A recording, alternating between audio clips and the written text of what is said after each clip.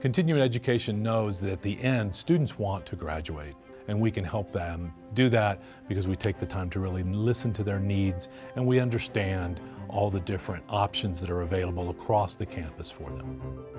We don't take a cookie cutter approach. We realize each student comes with their own story.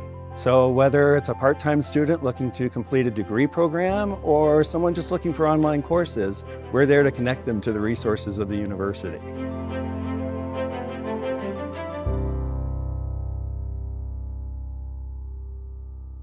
Panel until my wife comes, but she really should, be here by now. She's got a couple minutes. She's got a couple minutes, exactly. But I gotta say, it's raining outside. It's a 9 a.m. panel. I would definitely have been zooming in if I were not up here. It's true. They wouldn't let me zoom in for being up here.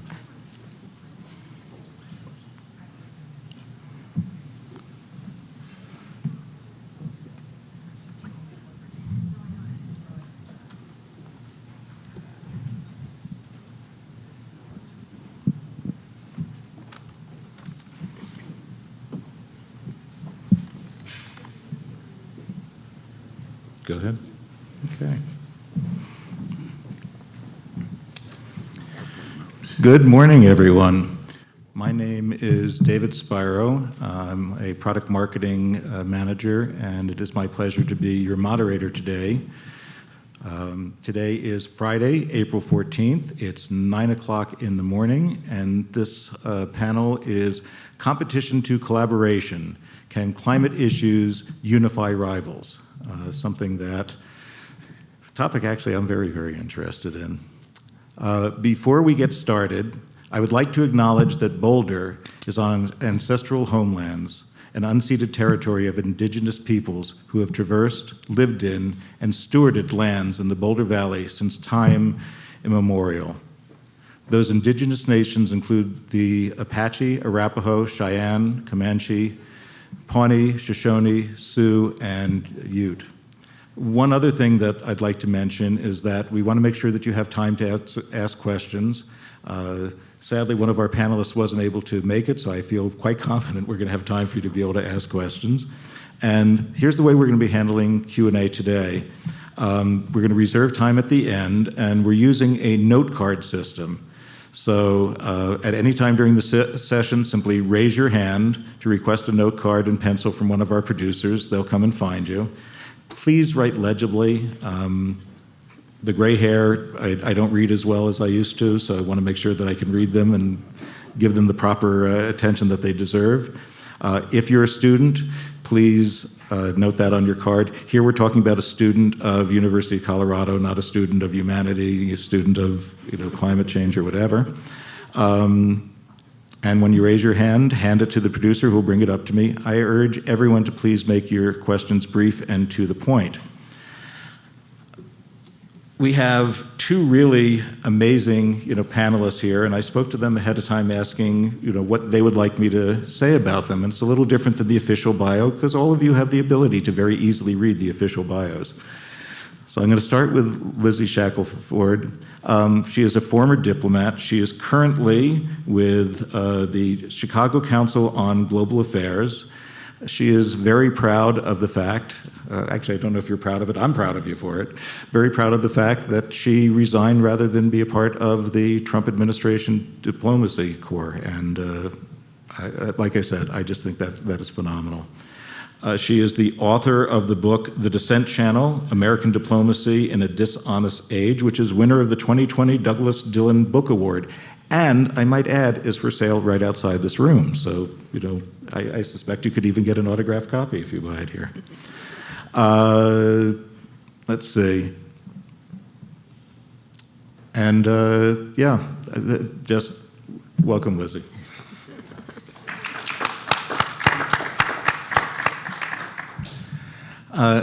Alexander Vibik has been involved with CWA for quite a while. It turns out he wasn't aware of this, but he is the inspiration for this panel. He's aware of it now, so that's rather exciting. He's very, very focused on climate change, obviously, security being a major part of it, and believes in really trying to bring people together to be able to discuss this, to talk about collaboration. The thing that he asked me to mention is after this, he's going to be going to a boat trip on the Colorado River, where he's going to be doing the Colorado River all the way down to the Mexican border, looking to see the effects of drought and seeing if he can use that to be able to get people to, to come together. If you'd like to follow that, and I hope you do, I know I will, then, please, go to The Planet, and he'll be writing, blog entries on it for his entire trip down there. Very excited about that. And his love of Colorado goes all the way back to, and seeing a lot of gray hair in this audience, you saw it as I did back when he saw the miniseries Centennial. So, healthy love of Colorado. Please applaud for Alexander. So because we have fewer panelists today, we are going to be giving each of the people 8 minutes, assuming that this thing will allow me to tap to start. There we go.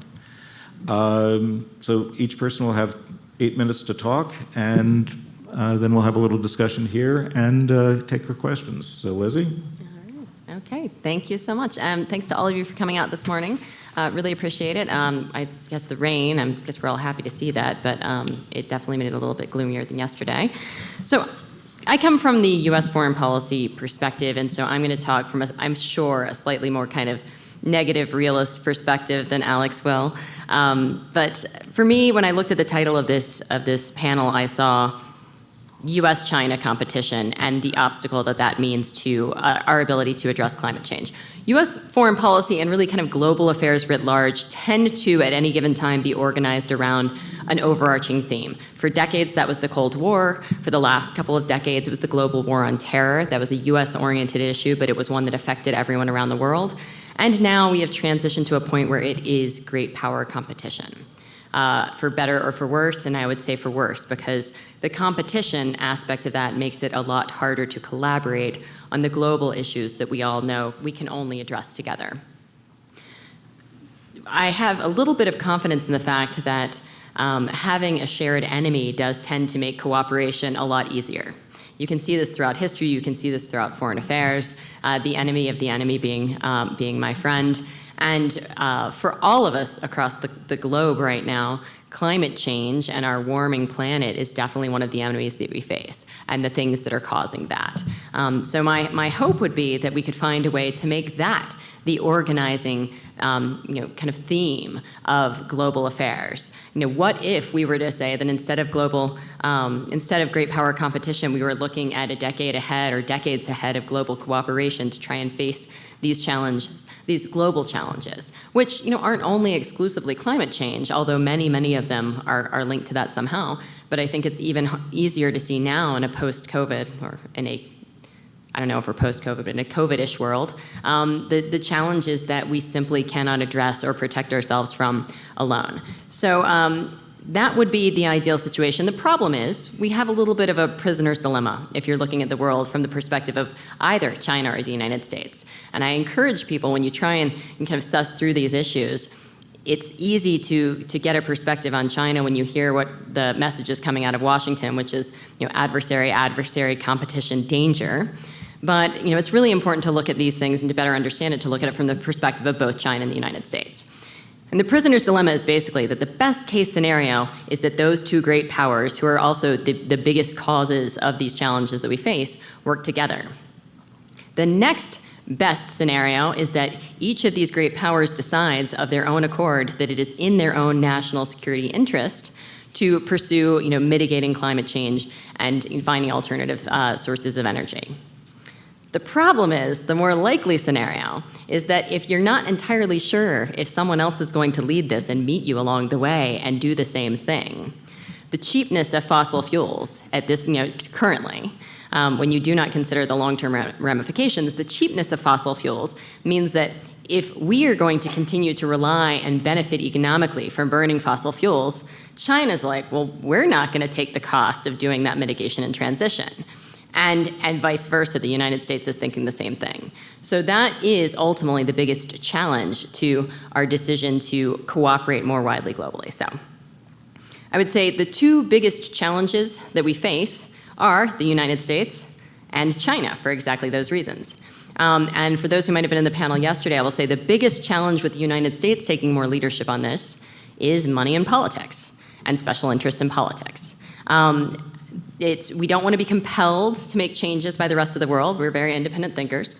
The state of America really wants to do things as it chooses and not because anyone else says that we must.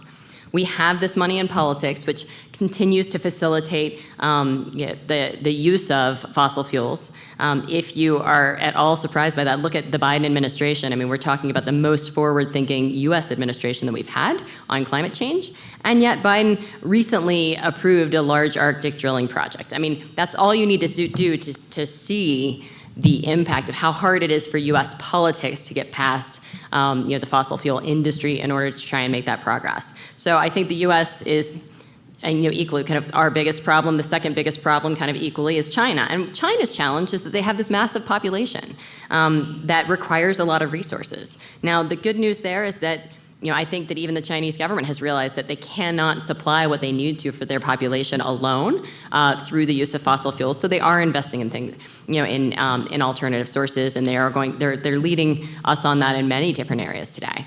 But in order to make the change that we need, to really, stop this problem from expanding, it's going to take a lot more than either of those countries are doing today. So I'll say there are three scenarios that could play out in the coming decades on this. One is the one that we all want, which is cooperation and kind of green globalization. That is, as I've said, unfortunately, not the most likely scenario because of the competition between the two major players in this scenario. The second is everybody goes it alone, which, as I mentioned in that prisoner's dilemma, that's kind of like the next more likely thing if you don't know what the other party is going to do, or if you don't see that kind of leadership from the other party that you're competing with. And that is basically total climate chaos. And the kind of third option, which is somewhat in between but could actually be okay, which is a green Cold War, perhaps. The idea of we are competing to outpace the other on our green energy and our expansion in these areas. I actually think that's probably going to be the most likely scenario that we're facing because, again, there are powerful industries that are still pushing for us to slow roll the transition, but I mean, the facts as they are today mean that there's no way that we're not going to do this at some point. So if we're going to do this at some point, we're America, guys. We want to be first at it. So the hope is that competition between these two great powers will produce a lot of the new technologies that we need and the innovations that we need to harness it. It will not be as fast or as effective as cooperation, but it's not a terrible alternative, and it's one that could possibly give us some better outcomes at the end of the day. So, with that, I will let Alex take over. Thanks so much. You said the book of yours is for sale outside. I would love to read it. Love this guy. This is excellent. I wish we would have a panel where I would sincerely disagree with the other speaker. We would have such an interesting debate, but I can just sign on the dotted line on anything you said. So this is about cooperation and how climate change should actually lead to more cooperation. And I think you can say that without cooperation, we can't solve climate change. You can even say that we haven't solved climate change yet because we don't cooperate. Because we know how to solve climate change. We know the science. We have the technology. We have the money. It's been proven over and over again by all kinds of reports, by the best scientists in the world, that this is not rocket science. Actually, it's more complicated to, send all those rockets to Mars and whatever these Elon Musk types want to do than solving climate change. But it does ask for working together on the biggest challenge that humanity has ever faced. Yesterday we were in a panel and the question was something like, are we optimistic that we're going to make this or not? I was the third speaker, and the first one says, yes, I'm optimistic, we can do this. And then the second one That was you. I was like, well, I have a lot of doubts because this is so challenging. And then, since I didn't want to repeat one of the first two speakers, I said something along the lines like, we have no other option. It's the only option. If we want to stay alive as humanity, we have to do this. And actually, if you look at our about 200,000 years of history as the Homo sapiens sapiens that we are, you know, this clever human that we really are. Why were we so excellent? Well, one is that we have better brains than the other mammals, just by some kind of luck. It's not because we're very strong or that we can run very fast or that we have got a big beat and we can eat everything or whatever. It's just that we're clever, but it's in combination with something else because we can cooperate better. We're kind of, you know, like you can line up a lot of computers and do brainy stuff together. We do the same things as humans. We work together. And by working together, we've created, you know, everything you see around you. There's no other mammal or any other animal that can do this. Octopuses are really bright too, I am told, but no octopus can build what we have here, right?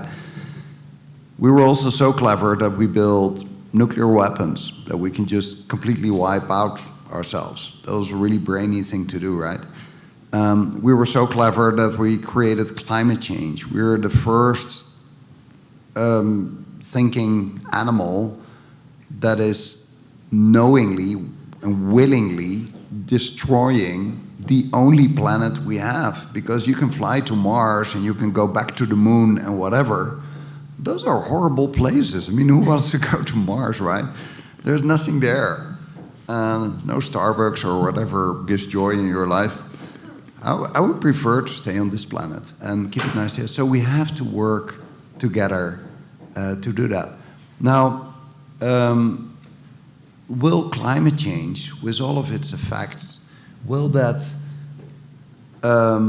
instead of the competition and the potential climate wars and water wars that we might get, will there also be instances of working together? And if you look throughout history, there are some remarkable things. So for instance, take India and Pakistan. Since the Second World War, they went to war 3 times, and then they do some kind of fancy fake wars of, you know, exploding nuclear devices under the ground. If the one blows up 5, the other one blows up 6, just like, you know, my button is bigger than yours kind of mentality.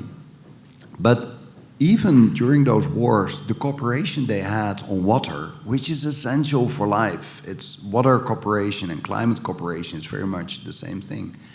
They kept on cooperating on water. Or take Israel and Jordan. I mean, they're not at war. Maybe it's one of the better relationships that Israel has in that area. But still, there's a fierce competition between two very different nations on all fronts. But they do work together on the little water that is left in that region. So those are examples that when it gets really, really tough, then countries are willing to cooperate. So the question is, can we see that more often? And can we get that kind of cooperation before we get there? Then if you look at the more recent history, in the last months that I was still a diplomat, practically all countries in the world agreed on the Paris Agreement. That was in late 2015, where all these different countries in the world, a country like America that produces the climate problem and that is also suffering from the problem, to countries all the way at the other end of the spectrum that never did anything like small island developing states, but that suffer most. All of these countries managed to agree on a promise that we would not let this run further out of hand than a 1.5 degree warming. We haven't lived up to it so far, but at least we have set the standard. And just about around 2010, the expectancy was that at the end of this century, we would get a warming which would be about 4 or 5 degrees warmer. Now we expect to have a little bit less than 3 degrees at the end of this century. So we are kind of bending the curve, far too slow, we do far too little, but it is not without without impact that we make these promises. As somebody who works on climate, I can complain for hours how bad the Paris Agreement is because it's not enough. But as a diplomat, as a former diplomat, I can say this is a diplomatic masterpiece this far. I hear how cynical people are on working together between countries on climate change, but we are still trying it. We're slowly making progress. It is too slow, but we are making progress. The latest thing is that we agreed in Sharm el-Sheikh at one of these famous COPs. The last one was called COP27, the Conference of the Parties that are all party to this climate treaty. We agreed that the North would actually pay to the South for the damage that we have created. Of course, there are all kinds of things we didn't agree on, how much and when and in what form, etc. But the principle is accepted. So, yeah, we are cooperating. We should do far more, but I do believe that a huge challenge can, in some cases, bring the people and the countries together to work on it. And we have to, simply because there is no other option.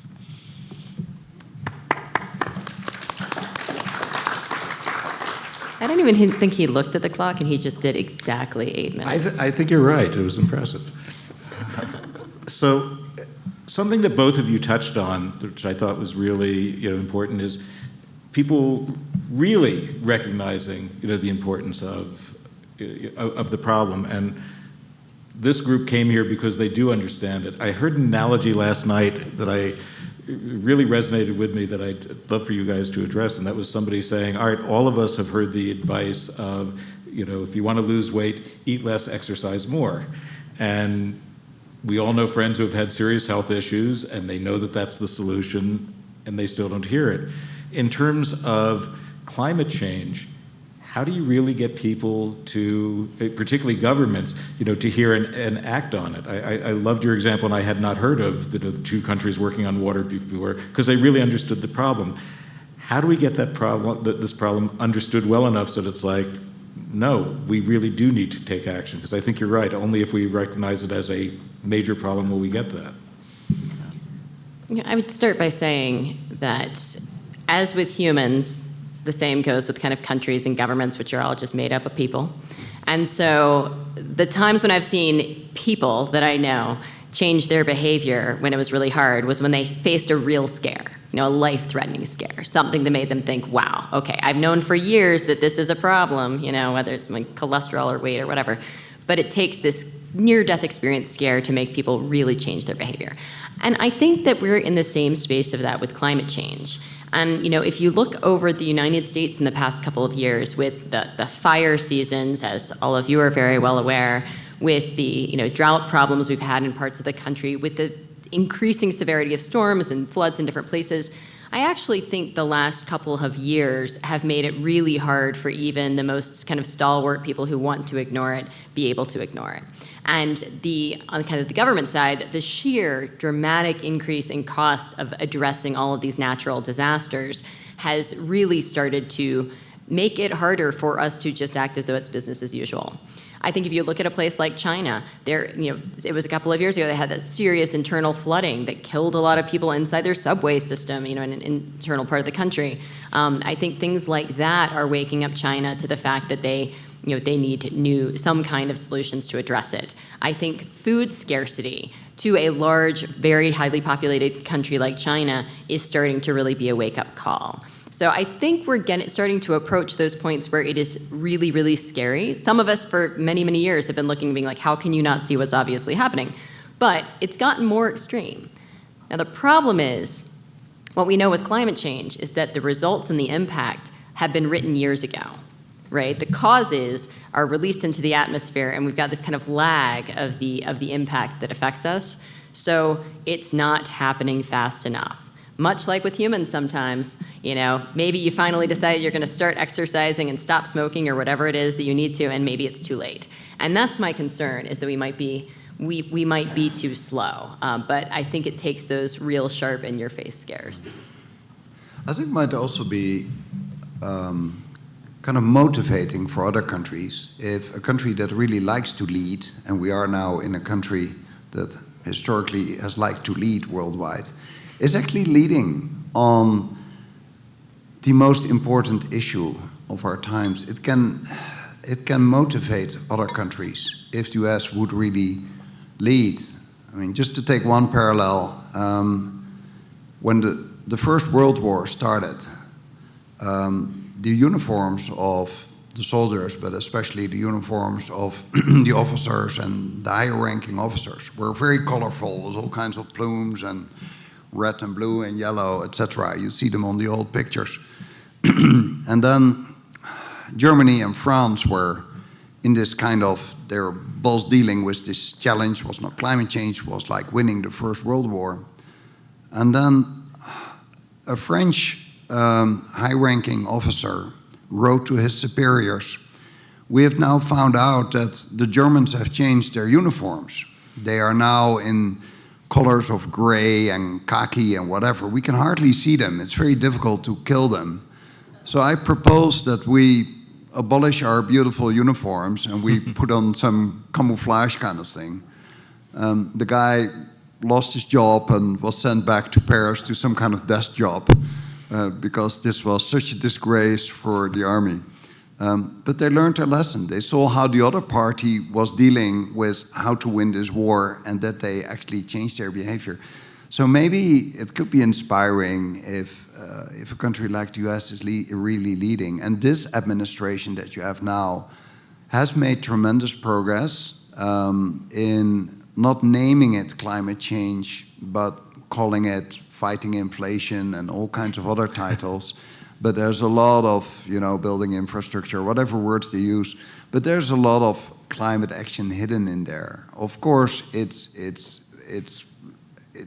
so demotivating to hear what is now happening with this latest oil project that you just mentioned.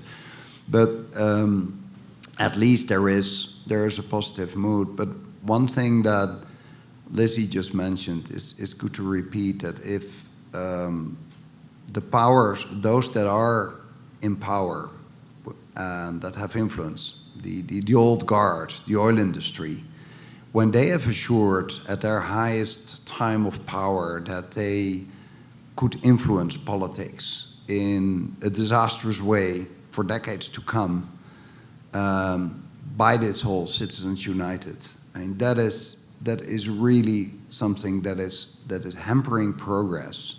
A country like the US that prides itself of being fast and innovative and that has amazing examples on how to rapidly change in times of need. Think about the Second World War. Everything was turned around. You were still kind of getting out of the crisis of the 1930s. And then everything was put to work. You built Liberty ships, one every 5 hours. That's incredible feat in production and being innovative and changing the system as it is because you are fighting one enemy. If there's one country in the world that can do it, that's the US. But if you have a political system where those that always have received absurd amounts of subsidy and prioritizing by selling the product that is killing us, fossil fuels, if you leave them in power, you hamper innovation. And then other countries might take the lead, because I do believe that those countries that are the first ones to effectively tackle climate change and do things differently, that they will be the winners.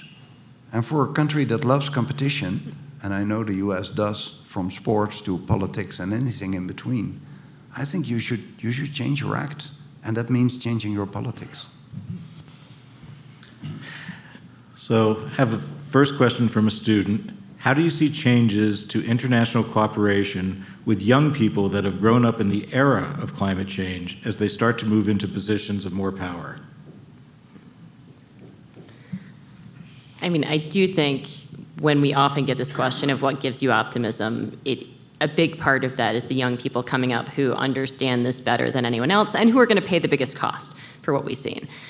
So it is a matter, and you're seeing this already. You're seeing very younger people getting into Congress and pushing the types of issues like climate change, like social justice, and it is really inspiring.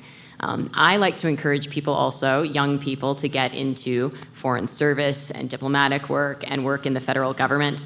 There are different paths you can take. You can take the political one, which breaks my head to think about because it seems so terrible, but it is incredibly important because that is really where the power is in the political leaders.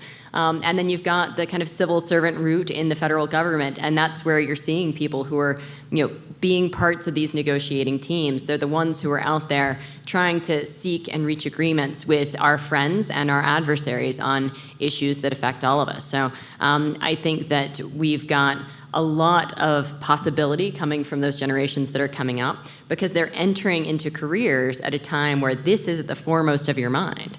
When I was entering foreign policy, the world of foreign policy, this was something that was kind of back in the background, but mostly it was kind of like, oh, you're one of those people who talks about soft things like human rights. We're just in a different age now, which is really great and gives that possibility. But it will depend on where that balance falls in terms of who is in power. And if the majority of the people who are voting, who are choosing their political leaders, who are going into government work at the federal, at the state level to tackle these problems, once that tide changes and it's more people from kind of this younger generation who have a consensus view on some of these issues, that's when we're going to see the needle switch. The question is if it's going to happen soon enough before we get past kind of really catastrophic outcomes. Yeah. Yeah, and I've had this question before, what should you do for, if you're young and you're worried about these things? And I would say, first of all, study what you like and what you are good at. And then add this flavor of climate change. So if you like to study medicine, then do that, if that's your passion. Make sure that you're a good doctor. Because as a doctor, you're bound to be impacted by climate change, not only in the poor countries that now are the first ones to feel the heat, but also in these countries. If you like study engineering, the part that I would never get, become a good engineer, because we need good engineers, because in the extreme heat that we're going to experience, we will need to change the railroad tracks. We will need to change the bridges. We will need to create other buildings that are much better, that have much better climate control, and that are built in a way that we don't need air conditioning, even though it's hotter outside.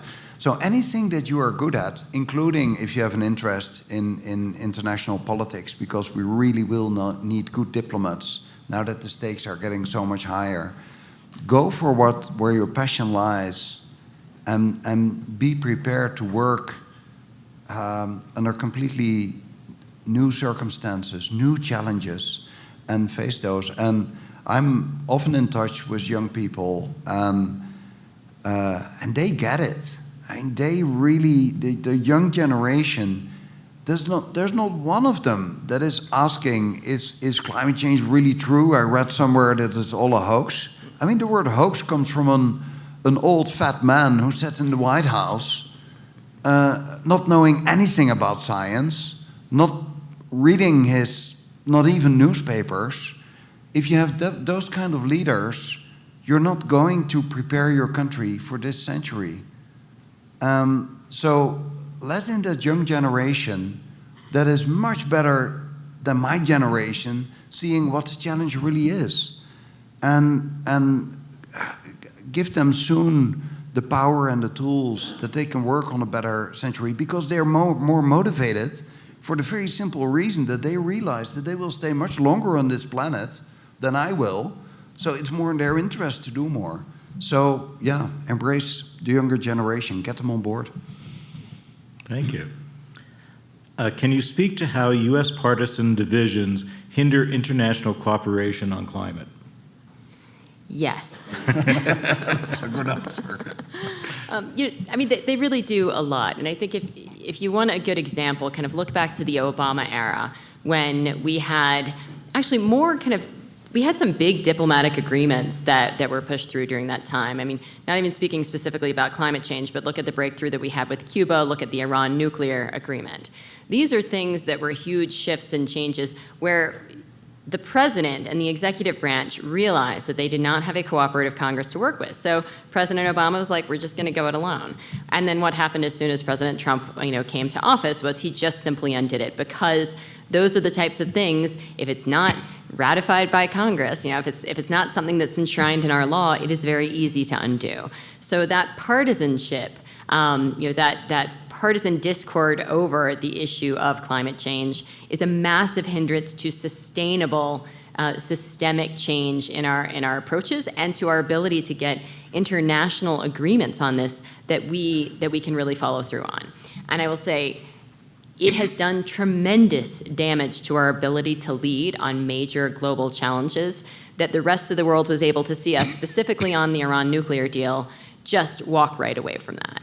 It makes it so hard because, I remember as a diplomat being out there talking to my counterparts in different countries when they said, how do we know that, that it's not going to just stay under this kind of leadership in America, or that even if you get a change in leadership to partners that we can work with to do global agreements to address these problems, how do we know that that'll change and that that'll be sustainable? How do we give up, and agree to make some sacrifices when we do not know if you are a reliable partner in this?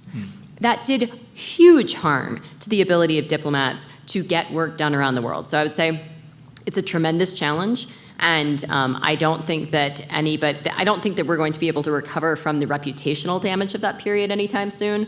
I think if there is an administration elected next that is also similarly kind of anti-global engagement and cooperation, we're going to, right now we can probably repair that relationship over time, but if we have another administration that absolutely, condemns international cooperation, I don't know that we'd be able to recover that in generations. Yeah, nothing to add here, really. Yeah, sure. So I want to follow up with that on something that you had mentioned earlier, Alexander, sort of on the other side of the program, where you talked about the Paris Accords and how, as somebody concerned about climate change, it just didn't go far enough. But as a diplomat, you're amazed at what they were able to come up with. And I'd be curious to hear, both of you talk a little bit as diplomats, going, all right, there's the problem of cooperation to begin with, but then there's the how do you get people to agree to do something? And then how do you deal with the people at home going, wait, this is what you came up with? Because I thought that was an excellent point, that here it's a great diplomatic work, it would make a difference, and yet clearly did not go far enough as you thought it should. Yeah, it's a multilateral work, so cooperation between many countries together, which you do in the UN or in other fora, is always something that goes really slow, just because of that. Because it's not that you just have some people in the room, you have countries in the room, and all these countries, they represent a government, and that government, at least in quite a few countries like yours and mine, has to convince the voters that what they're doing is actually right. So it's not just the few hundred people in the room, it's actually many, many more people that are in the room that are being represented there.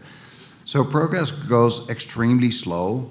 The good old days of multilateral cooperation were probably in the 1990s, when the East-West divide had kind of stopped, and we were actually trying to all work together. We got amazing results in cooperating, but then multilateralism got into more and more difficult waters in, let's say, the past 25 years or so. So what you need is a lot of time spending together, where those diplomats actually get to know each other, where they really understand each other's positions. And you often see that among diplomats, you get a better understanding of other people's positions just by spending time together. So I think that not many people in this room, and certainly not in the United States or in my country, will realize, will be aware of the anger and the frustration that is widely felt in the poorer countries in the world about the unfairness of the situation we're in. We, the rich ones, we created this problem. We start now to feel a little bit of the effect of it. But the poorer countries that didn't create the problem, they've been feeling the effects of climate change already for decades. And we kind of ignored that. It hardly hits the newspapers. Who still remembers the flooding in Pakistan?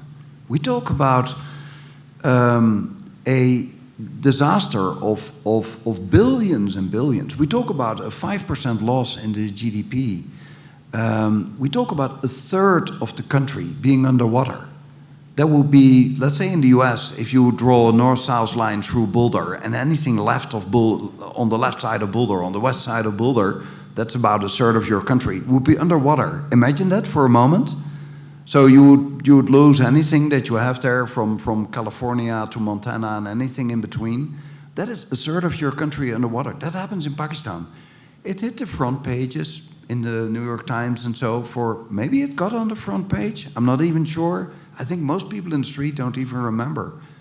And that is, they lost 5% of their GDP. If you use a smaller amount, just let's say 2 or 3% of your GDP, you could easily solve climate change. You can prevent all the human suffering that is taking place, all these people that lost their houses, the fields where they grow the food for the other people, all these futures lost of these children that can't go to school anymore, where there's no money anymore, all that suffering that is caused because of we are not able to control climate change. So I think I started with multilateral diplomacy, understanding the pain and the hardship that other countries experience. I think that is something, you need time for that, to get all that.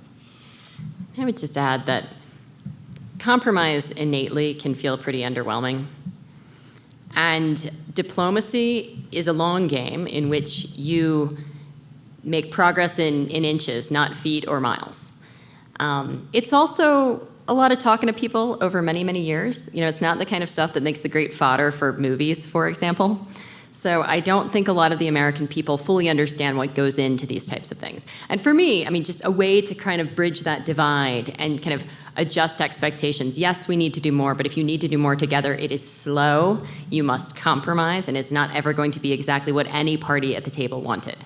So I think that the burden that I would put on the United States for that, in particular in the government, is to do a lot more education about what's going on with these things, do a lot more education about what our diplomats are doing around the world, what their job is, how hard it is, and how important it is to build relationships over time and build trust. You won't always have trust in the counterpart in the room, but you'll have trust if you have trust in the process and that everybody is in there together, you can make progress even with adversaries, but it requires a very, very long time and investment to do so. So I think that just building awareness of what it takes could be a good start. That's great, thank you. I'm combining a few cards together on a topic which I find very interesting as well, and that is a few people that I talked to thought that actually what this panel was going to be on was not so much countries, but getting companies to collaborate, together. And I have a few cards, saying, well, all right, given, the competitive nature of America, what, how could we, or what are methods that we might be able to get companies to say, yes, there is a benefit, there is, a win that we can get by working with other companies to combat climate change? Actually, companies are doing a lot. They could even do more if we as governments would change the subsidy system. So worldwide, we're still giving 6 times as much subsidy on fossil fuels than we give on renewable energy. Hardly anybody knows that. So that is how we're distorting the system, that it's not doing the right things. The companies, we saw a fantastic example last night of Patagonia. What they are doing, I think they're exemplary. I hope you all followed that debate, or that you can still watch it on YouTube. I see so many companies that are actively taking their responsibility. Just take one example, the whole beverage industry, whether you talk about beer brewers or the Coca-Colas or the Pepsi-Colas of this world. They've made mistakes in the past. For instance, going to a poor region, put down a Coca-Cola factory that then uses up all the water of the whole region, and the local people don't have water anymore. They saw the backlash of what happened when they did that kind of behavior. This is already like 20 years ago. Nowadays, all the big breweries and soft drinks companies, etc., they have policies in place that they are not kind of stealing the water from the poorer people, but that they actually give back to the community by helping to clean wastewater, by finding other sources of water, etc., by cooperating with the group. There's so many of these examples where companies are leading, and what you often see with companies, there's a lot of low-hanging fruit where they can take action that is sustainable, that is green, that is admirable, but it's actually good for them. I mean, take a simple example. If you would, for instance, use less packaging, it means you use less material, which is cheaper. Well, it makes the package smaller. You can put more packages in a car, so you can become more efficient. So at the end of the day, yes, you have less raw material and you have less waste at the end, but in the whole process, you've become far more efficient. So a company like Unilever, I remember speaking to the guy who was running all these programs in Unilever, and he told me, you know, anytime when we start a new project like this, we're just saying like, okay, well, this time it's good for the environment, but it's going to cost us money, but okay, we'll try to do it. And at the end of the day, the conclusion is all the time, hey, we became more efficient. We actually earned money by being more sustainable. It's good for the planet, and it's good for us as a company. And it's good for your reputation as well. I think where the government comes in is the government should be facilitating companies to become more green. And far too often, for reasons that Lizzie already mentioned, is that the companies that are by nature and also by mentality not sustainable, they're not interested in a more renewable, circular, sustainable system of dealing with their processes and with our planet. Those companies don't want to make that move, but a lot of companies want to move forward, are trying it, but we should help them as a government. We should just, you know, provide better information, make better rules. I see that in Europe, the European Commission is quite active in this field, and is making tremendous progress. What we have as an advantage in Europe is, since we have a market of 440 million people, that if the European Commission sets a certain rule on, let's say, levels of sustainability, companies that produce, let's say, in America or in India or something, that want to deliver their goods to Europe, as well, since we have to live up to this standard, we might as well use this standard in other countries as well, since we have one production line. So it has a kind of worldwide ripple effect. It would be far better if other major players in the world, the US and China and whatever the level of Brazil and South Africa and those kind of countries, if they also would become more active in this field, because that's an easy win to make progress there. I would only add that public pressure does. Public pressure does help. So you know, put your money where your mouth is. If you care about these things, you know, companies respond to what their consumers and what their customers like and believe. And so if you reward them for the good behavior, it has an impact. How important do you think NGOs can be in moving towards global collaboration with governments locked in their competitive stances? It's a very good question. I'll start by saying, NGOs, non-governmental organizations, come in like all sorts of different flavors and sizes and types. So this is kind of a generic answer, kind of broadly applying to all of them, is that there is a big role for all of these different types of organizations, because this is a global problem that's going to require everyone. And some of the roles that I've seen NGOs play in the world is NGOs, and I'd add advocacy groups to this, broadly speaking, is that you make it easier for the government to do the right thing, whether that's the US government or other foreign governments, state and local level governments, by providing the things and the information and the knowledge and the ideas that they don't have time to come up with.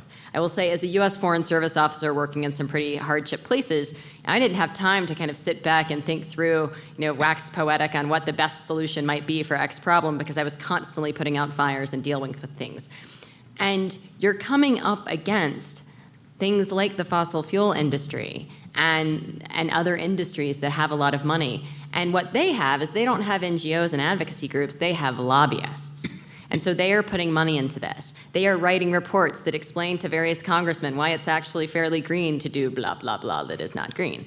And so those are the types of things that, kind of the good guys don't have all the money sometimes. And that's where grassroots organizations and efforts, NGOs, and advocacy groups come in. And in terms of kind of helping promote greater cooperation amongst different governments, everything that we have that helps do kind of cultural and communal ties across borders helps us to have better relations. And so, I think even a lot of the kind of soft power things like student exchanges and educational exchanges and research exchanges help change perspectives and imaginations on the ground in different places. And this is a big lift, right? But if I use the example specifically of China, Washington is rapidly changing perspectives and views in this country on China and making it seem like a very big bad enemy, which makes it harder for us to cooperate. And so the types of exchanges and cultural outreach that you have that make Americans see a different side in these countries that our government is telling us are our adversaries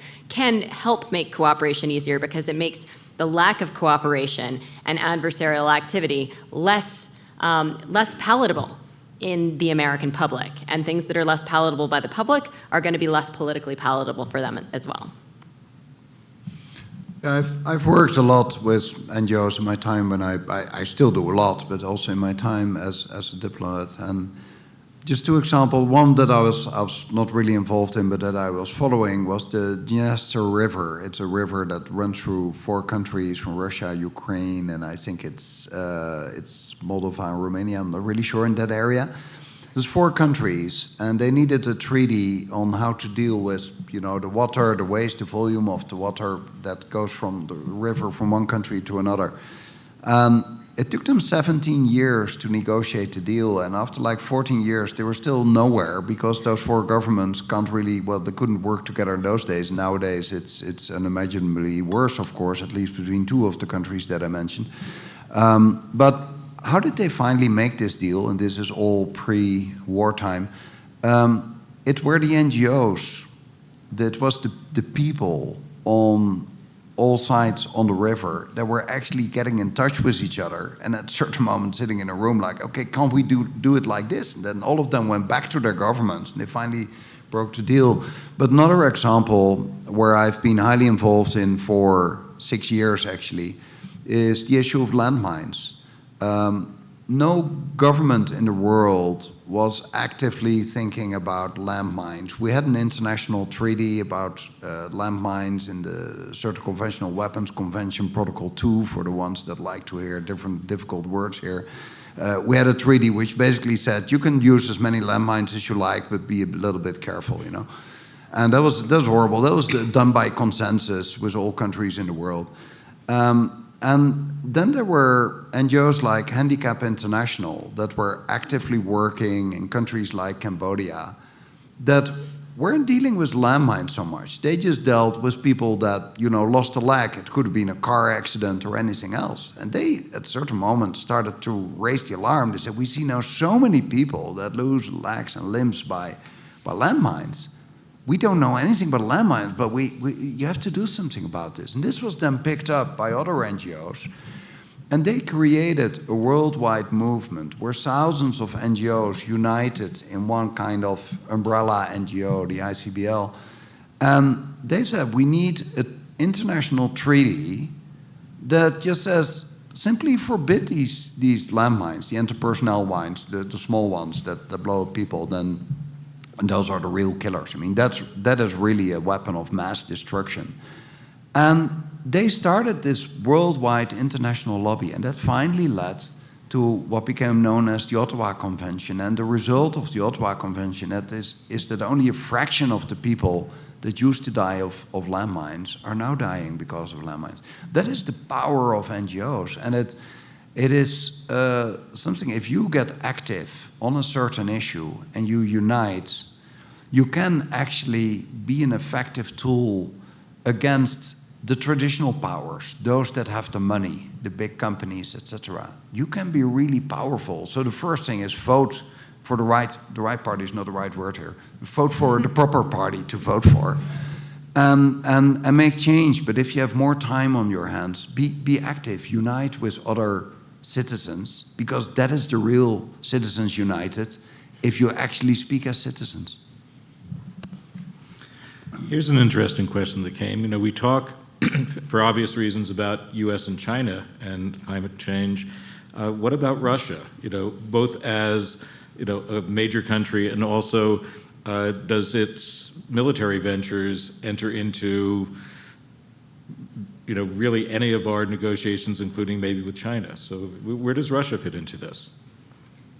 Another great question. I will say that one of the interesting things about watching this horrific war in Ukraine is that we are realizing that Russia is much more of a Potemkin state than we thought before. If you looked pre-Ukrainian war, the U.S. government saw Russia as a much more powerful kind of great power than it is. Now, it has enough power and enough kind of terrible ideas to wreak a lot of havoc in specific places, but it certainly does not have the ability at this stage to pose a massive global threat. So, for one example, I would say, you're looking at Russia and all of the fears that it was going to kind of keep on rolling into NATO states. I mean, it's very evident now if you're just looking at the military capacity that that's not the kind of threat we were dealing with. And I say that just to say, China is the big partner that we need to be working with on climate change. If Russia decides that it wants to completely not play along, that's problematic, but it's not actually nearly as big a deal as China. And the reason for that is because a country like China, Russia is going to rely on dramatically for getting money from its fossil fuels and that type of thing. So if you can get a China on board, then you can really undermine the ability of Russia to wreak this type of havoc. Now, that said, one of the challenges that we had before this war was that there was a real sense that countries with a dependence on Russian fossil fuels, of which there are many, were going to kind of put Europe in a position that really limited its capabilities. And actually, quite the opposite has happened. What we've seen is that Europe has really come together and fast-forwarded on some of its transitions because it does not want to have its foreign policy decisions limited by reliance on Russia. So to me, I see that as a real positive benefit coming out of this. I think we're seeing, not to say that the outcome of this horrific war has anything positive to say, but on the other side of this, I think we're going to see a Russia that can no longer wield the kind of power and influence that it has before. So I'm not as worried about Russia, but I do think that Russia's massive control over so much kind of fossil fuel capacity and its ability to keep fueling other parts of the world with fossil fuels is a concern that we could much better address with the help of China. We don't have influence on Russia. China has influence on Russia. So sometimes what diplomacy is about is not about us changing this country's mind, but us figuring out who has leverage over that country and using that. We're still a long way from being able to convince China of something like that, but that's where I would put my diplomatic focus. I think I can sign up to this one too. I think one interesting aspect you mentioned is how rapidly Europe has changed its energy independence. Within a year, countries that relied for more than 60% of their energy on Russia, managed to become completely independent of Russian gas and mostly of Russian oil as well. If we can make an energy transition like that, then we can also make a very rapid energy transition in the direction of renewable energy, which wasn't possible in 1 year in time in Europe. So we now rely on gas from other countries and still fossil fuel, etc. And part of the mix is more renewable energy. But changing your energy mix for so many people so rapidly, that is fascinating. That's an interesting thing.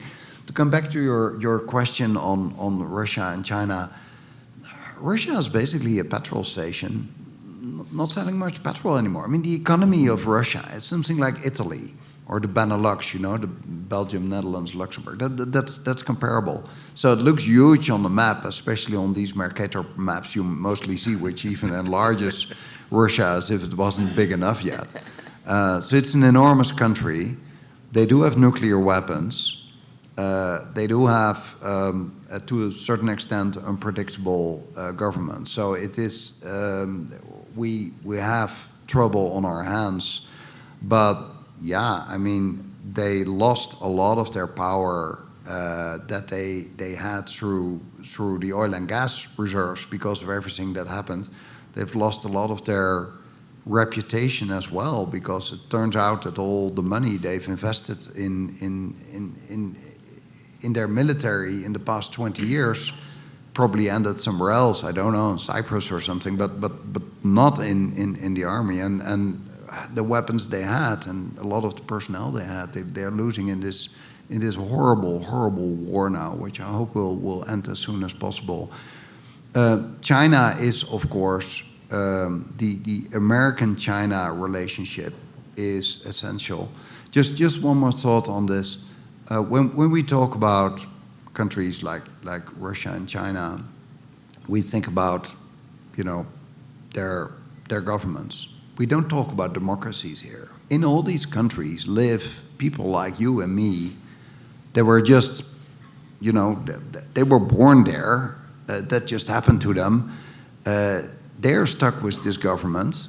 We don't know whether they like or support the government because there are no free and fair elections as we are used to in democracies. It's not the people in these countries that we have troubles with. We have competition, or worse, between the governments. And I just hope that we will see a turnaround in time worldwide in many countries and many governments because of these huge challenges that we are facing. We shouldn't be in competition to each other.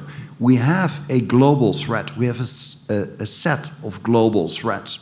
It's climate change, it's the biodiversity loss, it's the water problems. By 2050, there'll be 40% more demand for water than water, sorry, by 2030, in just 7 years from now, there'll be 40% more demand for water than water that is available. These are the kind of problems that we are dealing with. We shouldn't be fighting each other on little pieces of territory or little pieces of influence. We have a very small planet where we're all connected. And we talk about people, we got like 8 billion people that all want to take care of their children, that want to build a future, that don't have high aspirations of conquering other people. It's mostly people that just want to live in their village or their city and just enjoy life, educate their people, have good health care, etc. That is what the people on this planet want. If we would have a people's democracy worldwide, and I know that's very utopian and it won't happen, we would do far different things. We would focus on the biggest challenges that we are facing, like the ones I mentioned, like things like, you know, fighting cancer or other horrible things that we have on this planet, instead of fighting each other.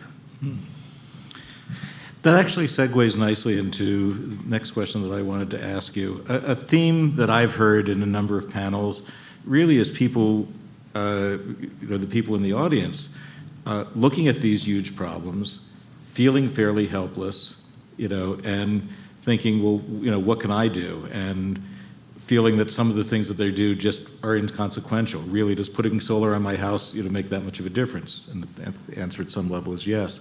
So given that we've got a good audience here and online, what advice would you have for the people watching this? What can we do that will make some sort of difference? Well, I do think it's important for us to all take the steps that we have in our own lives and what we have control over. I've got an electric car. I try not to drive it a lot. I recycle, I compost, etc. And I do that because I do think it's important. But do I think that my single actions on this are going to change the trajectory of climate change? I don't. I still think we should all do it.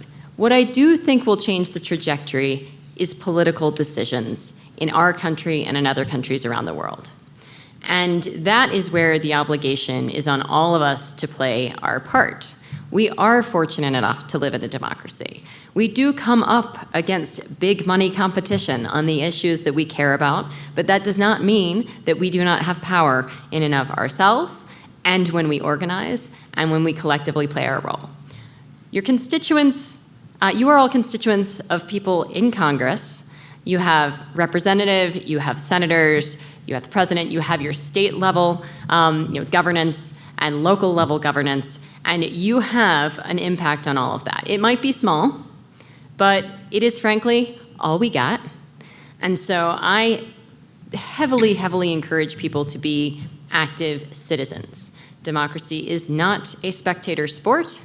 And because we're coming up against so much money in our system, that means that we've got to try even harder. So whether it is sending emails to your congressional reps, guys, I have worked with people on the Hill. You might think that doesn't make a difference. And your individual letter or email or phone call or voicemail doesn't, but when you and 10 of your friends call on the same day to talk about some issue coming up, they have little people, probably unpaid interns, who are writing all of this down, and they are telling their boss every day what their constituents care about and what they're getting harassed about and what they're getting phone calls for. And this goes for as well. If you've got a congressional rep who's making a hard vote on something, and they vote in the way that you think is right, call them and tell them that too. They never get positive feedback, but they want to know that when they did something, they stood up and they voted for something that was politically hard and was going to cost them some donation money from some big company, they need to know that that mattered to you.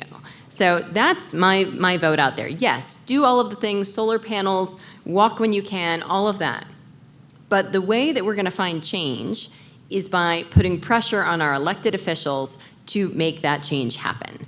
And another way to do that, which we did talk about, is with companies. Put pressure on companies, because corporate America has a huge impact on Washington, and corporate America, like how your senators and representatives care about their constituents, corporate America cares about its customers. And so we have power when we collectively act on these things. So that is my call to action for all of you, is to be very active citizens and make sure all of your friends are also. Here. And I've seen so many examples in my life of individuals or small groups of individuals that really, following this Margaret Mead's famous line of, what is it, never believe that a small group of people can't make a huge difference, or whatever way it was formulated. I've seen so many examples of that.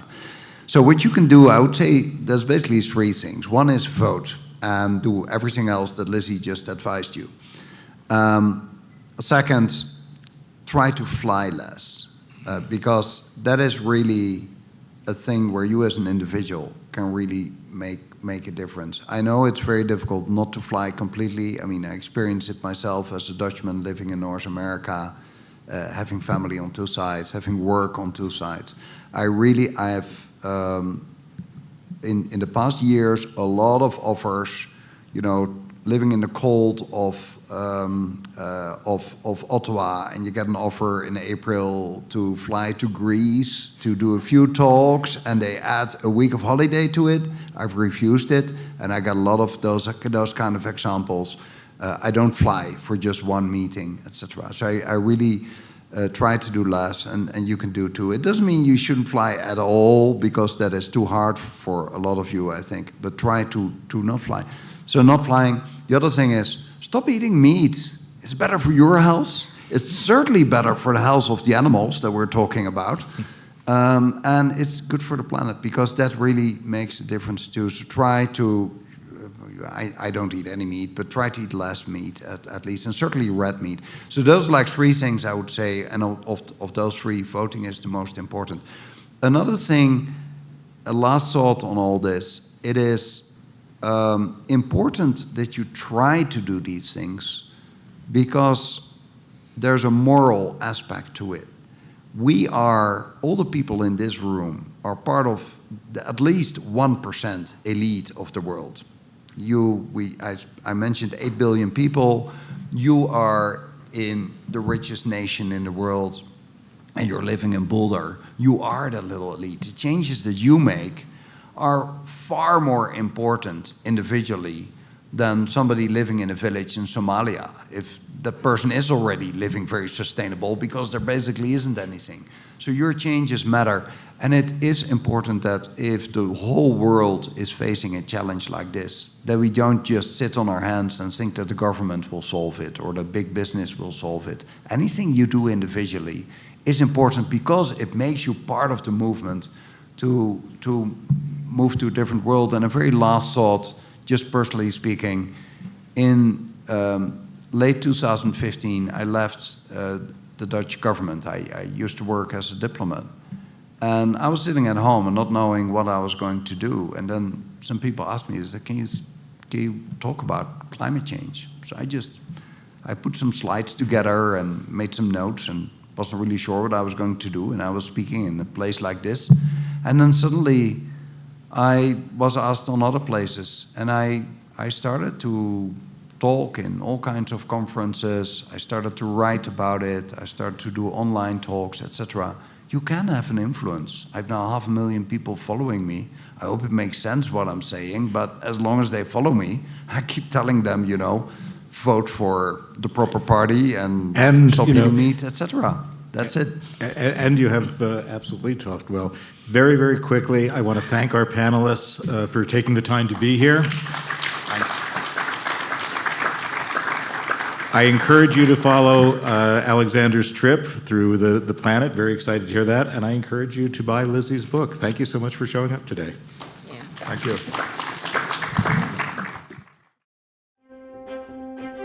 Continuing education knows that at the end, students want to graduate, and we can help them do that because we take the time to really listen to their needs, and we understand all the different options that are available across the campus for them. We don't take a cookie cutter approach. We realize each student comes with their own story. So whether it's a part-time student looking to complete a degree program or someone just looking for online courses, we're there to connect them to the resources of the university.